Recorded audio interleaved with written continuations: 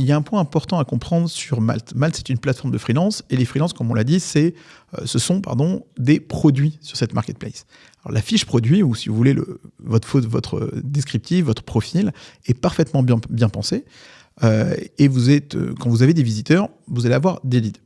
Alors, ce que j'ai observé, c'est que on peut considérer qu'un client qui va venir sur Malte, il va passer par plusieurs étapes. Il va d'abord exprimer un besoin, voir différents profils. Ensuite, il va se diriger vers 2, 3, 4, 5 profils.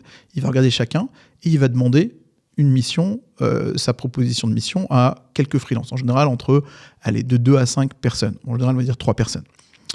Alors, ce que j'ai remarqué, c'est que vous, de votre point de vue, en tant que freelance, ce que l'on doit faire, c'est regarder et s'assurer que tous les mois, on obtienne à minima plus de 500 apparitions. C'est-à-dire qu'on a été affiché au moins 500 fois.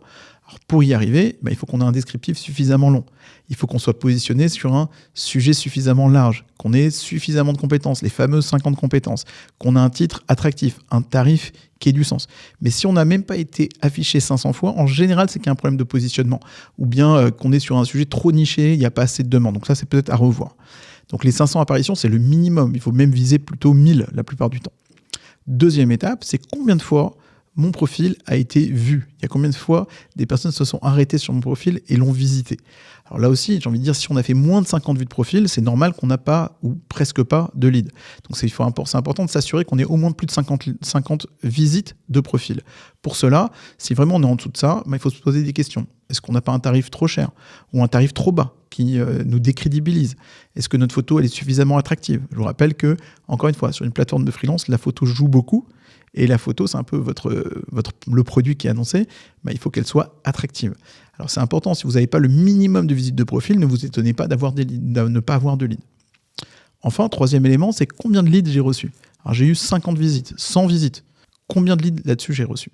Alors, ça va dépendre évidemment des secteurs, mais on va dire à minima, pour que vraiment la machine Malte soit efficace pour vous, il faut que vous ayez entre 3, 4, 5 leads par mois. Si vous avez, idéalement même au moins une demande qualifiée toutes les semaines, là vous êtes rentré dans le game.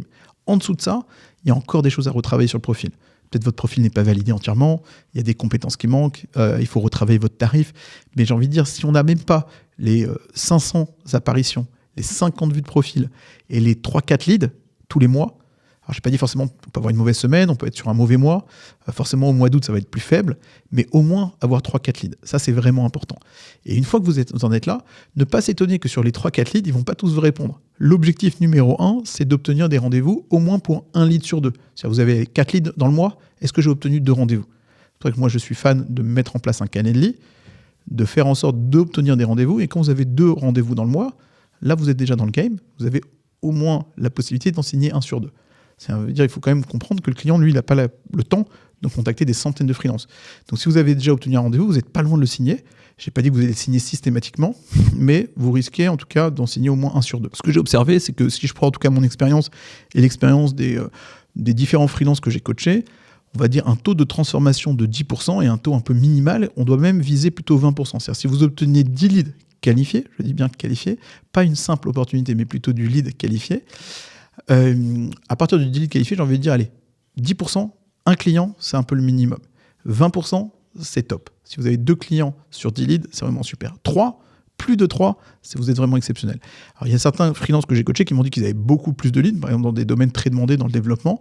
Ils avaient 20 leads, 30 leads, mais ils atteignaient plus ou moins 10%. Il y a d'autres secteurs où ils avaient moins de leads, mais ils avaient un taux de transformation meilleur. Donc ce que je dis n'est pas forcément valable pour tous les secteurs, mais je reviens quand même sur les bases. Au moins 500 apparitions, au moins 50 à 100 vues de profil, au moins 3-4 leads par mois, au moins 2 rendez-vous, et après vous avez au moins un client.